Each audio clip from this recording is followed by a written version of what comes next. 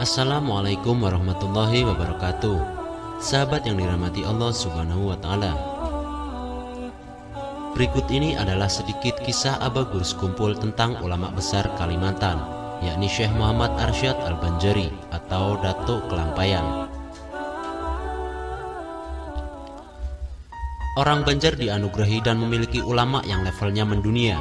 Beliau adalah Datuk Kelampaian atau Maulana Syekh Muhammad Arsyad Al-Banjari bin Abdullah bin Abu Bakar bin Sultan Abdul Rashid Mindanao bin Abdullah bin Abu Bakar Al-Hindi bin Ahmad As-Solaibiyah bin Husain bin Abdullah bin Syekh bin Al-Habib Abdullah Al-Aidrus Al-Akbar atau Datuk seluruh keluarga Al-Aidrus, dan seterusnya nasabnya bersambung ke Rasulullah SAW. Dikutip dari kitab Sajaratul Arsyadiyah karangan Al-Alimul Alamah Syekh Abdurrahman Siddiq bin Syekh Haji Muhammad Afif Al-Banjari. Diceritakan oleh Abah Gurus Kumpul bahwa salah satu guru dari banyak guru dari Datuk Kelampaian adalah Syekhul Islam Syekh Muhammad bin Sulaiman Al-Qurdi, ulama Mesir yang saat itu beliau adalah ulama nomor 1 dunia karena kealimannya.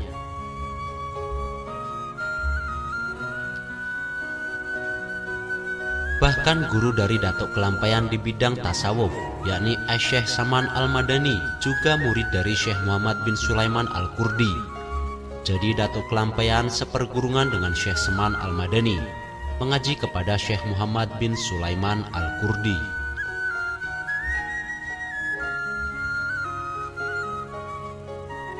Diceritakan suatu waktu Syekh Muhammad bin Sulaiman Al-Qurdi datang ke Madinah dan beliau sempat mengadakan majelis di sana. Pernah di suatu majelis ada seseorang yang menanyakan suatu masalah. Mungkin karena belum mengetahui jawabannya, maka Syekh menanyakan kepada semua muridnya, siapa yang bisa membantu menjawab masalah itu.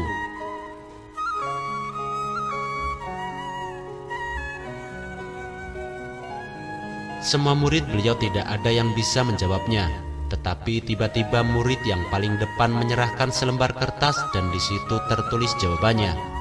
Lalu Syekh menanyakan apakah dia yang menulis itu. Dijawab oleh si murid bahwa dia mendapat kertas itu dari temannya yang di belakang. Kemudian temannya yang di belakang juga mengatakan yang sama, hingga ke murid yang paling belakang.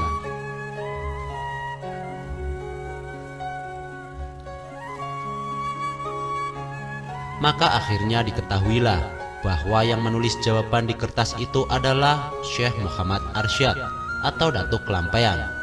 Ternyata beliau menyembunyikan dirinya dengan menjawab menulis di kertas itu. Maka dipanggillah beliau maju ke hadapan gurunya.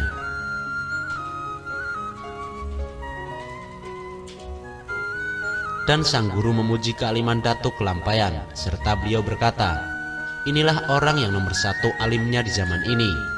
Padahal Syekh Muhammad Sulaiman Al-Qurdi yang paling alim di zaman itu, tetapi Datuk Kelampaian yang bisa menjawabnya.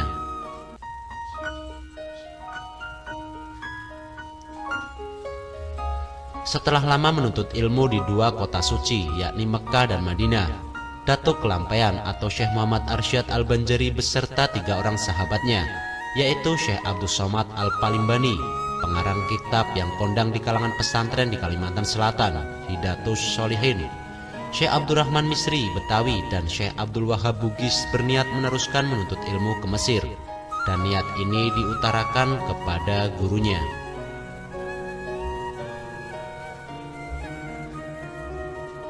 Mendengar hal itu, Syekh Muhammad bin Sulaiman Al-Qurdi berkata, "Tiada ada di Mesir orang yang lebih ilmunya daripadaku, dan ilmu kamu semuanya sudah cukup.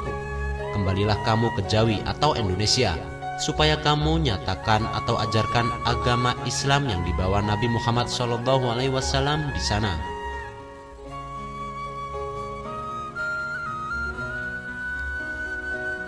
Maksud beliau bahwa tidak usahlah pergi ke Mesir, karena menurut beliau kecerdasan dan kepandaian mereka sudah melebihi ulama-ulama Mesir saat itu. Tidak ada lagi guru-guru di Mesir yang sanggup memberikan pelajaran kepada mereka, karena yang paling alim saat itu saja adalah Syekh Muhammad Sulaiman.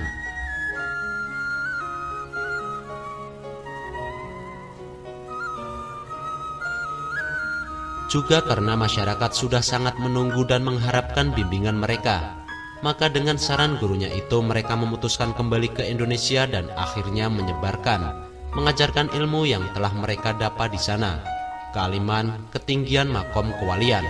Kesuksesan Datuk Kelampaian terbukti dari berkembang pesatnya Islam di Kalimantan dan Banjar khususnya, bukan saja bagi umat, bahkan bagi keluarga dan dzurriyyahnya.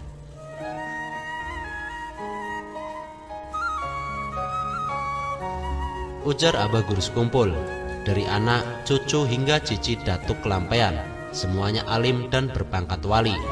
Setelah gamit atau keturunan di bawah cicit, hanyar Bapalih baru sebagian saja yang wali, karena gamit tidak sempat bertemu dan belajar dengan Datuk Kelampaian yang sudah wafat.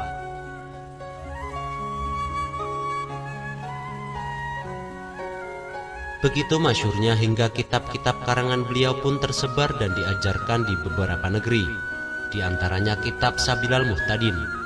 Teristimewa lagi rata-rata ulama penyebar Islam dan yang berpangkat wali di Kalimantan dulu dan kini adalah berasal dari dzurriyyah atau garis keturunan Datuk Kelampaian. Di antaranya adalah Abah Guru Sekumpul.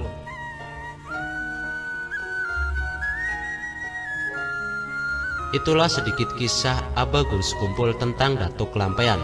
Semoga bermanfaat dan dapat menambah kecintaan kita kepada Allah dan para kekasihnya, agar tergugah hati kita untuk senantiasa meneladaninya dan makin giat beribadah kepada Allah Subhanahu wa Ta'ala.